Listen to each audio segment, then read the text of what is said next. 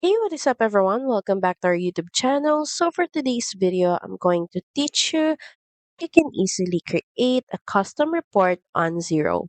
So, just head over to Xero and, of course, make sure that you're logged into your account. Then, next is just click on Accounting, then click on Reports.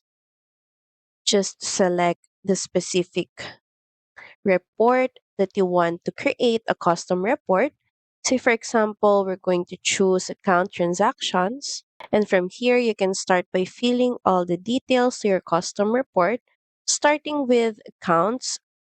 Say, for example, we're going to choose advertising and also add in date range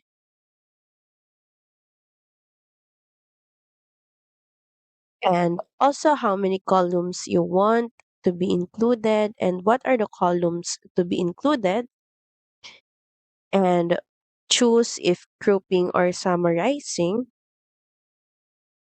and group by or summarize by, and also add in accounts to include if you want only with transactions or with transactions or non-zero balance or all including zero balance. And once done, just proceed by clicking on update. So our custom report is now ready. You can also change the subject name.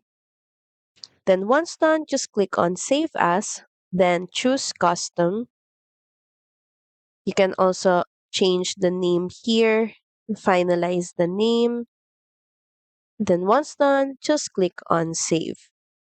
So that's pretty much it. Thank you very much for watching this video. I hope that you find this video helpful. And if you do, please don't forget to like, share, and subscribe to the channel. Now we'll see you again on the next one. Bye!